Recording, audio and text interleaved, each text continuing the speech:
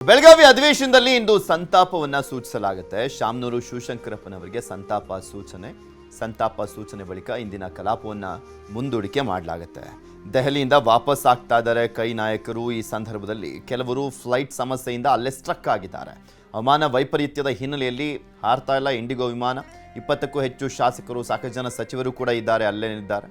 ಬೆಳಗ್ಗೆ 6:45ಕ್ಕೆ take off ಆಗಬೇಕಾಗಿದ್ದಂಥ IndiGo ವಿಮಾನ ದೆಹಲಿ ಏರ್ಪೋರ್ಟ್ನಲ್ಲೇ ಕಾಯ್ತಾ ಇದ್ದಾರೆ ನಾಯಕರು, ಎಷ್ಟೊತ್ತಿಗೆ ಟೇಕ್ ಆಫ್ ಆಗುತ್ತೆ ಅಂತ.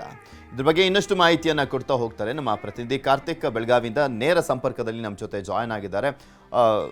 ಕಾರ್ತಿಕ್, ಇವತ್ತು ಎಷ್ಟೊತ್ತಿಗೆ ಅಧಿವೇಶನ ಆರಂಭ ಆಗುತ್ತೆ, ಸಂತಾಪ ಸೂಚನೆ ಮಾಡಲಾಗುತ್ತೆ, ಮತ್ತೆ ಅಲ್ಲಿ ಸ್ಟಕ್ ಆಗಿರುವಂಥ ನಾಯಕರು ಎಷ್ಟೊತ್ತಿಗೆ ಟೇಕ್ ಆಫ್ ಆಗಬಹುದು ಅನ್ನುವಂಥದ್ರ ಬಗ್ಗೆ ಏನಾದರೂ ಮಾಹಿತಿ ಸಿಗ್ತಾ ಇದೆಯಾ?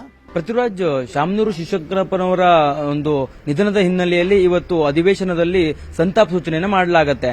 ಬೆಳಿಗ್ಗೆ ಉಭಯ ಸದನದಲ್ಲಿ 11 ಗಂಟೆಗೆ ಸದನ ಆರಂಭ ಆಗುತ್ತೆ. ಉಭಯ ಸದನದಲ್ಲಿಯೂ ಕೂಡ ಸಂತಾಪ ಸೂಚನೆಯನ್ನ ಮಾಡಲಾಗುತ್ತೆ. ಅದಕ್ಕೂ ಮುನ್ನ ಬಿಎಸಿ ಸಭೆಯನ್ನ ಸ್ಪೀಕರ್ ಯುಟಿ ಖಾದರ್ ಅವರು ಮಾಡ್ತಾರೆ.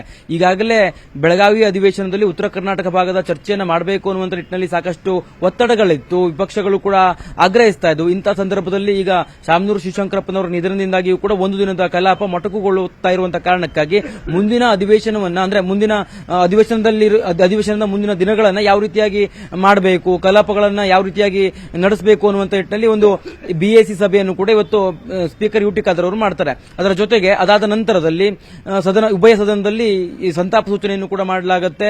ಪ್ರಮುಖವಾಗಿ ವಿಪಕ್ಷ ನಾಯಕರು, ಸಿಎಂ ಸೇರಿದಂತೆ ಹಿರಿಯ ಸಚಿವರು ಶಾಮನೂರು ಶಿವಶಂಕರಪ್ಪನವರ ಕುರಿತಾಗಿ ಮಾತನಾಡ್ತಾರೆ. ಅವರ ಅನಿಸಿಕೆಗಳನ್ನು ಸದನದಲ್ಲಿ ಹಂಚಿಕೊಳ್ತಾರೆ.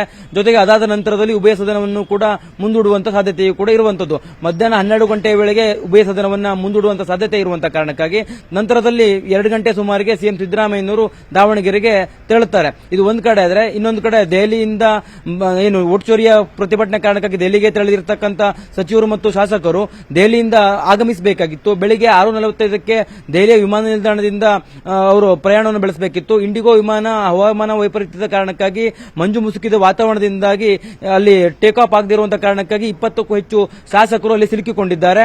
ಜೊತೆಗೆ 3 ರಿಂದ 4 ಜನ ಸಚಿವರು ಕೂಡ ಇರುವಂತಹ ಕಾರಣಕ್ಕಾಗಿ ಅವರು ಯಾರು ಕೂಡ ಇವತ್ತಿನ ಅಧಿವೇಶನಕ್ಕೆ ಬರುವಂತಹ ಸಾಧ್ಯತೆಗಳು ತೀರಾ ಕಡಿಮೆ ಇದಾವೆ. ಇದುವರೆಗೂ ಕೂಡ ವಿಮಾನ ಟೇಕ್ ಆಫ್ ಆಗದಿರುವಂತಹ ಕಾರಣಕ್ಕಾಗಿ ಅವರು ಬೆಳಗಾವಿಗೆ ಬಂದು ತಲುಪುವುದೇ 11 ಗಂಟೆ ಆಗುತ್ತೆ.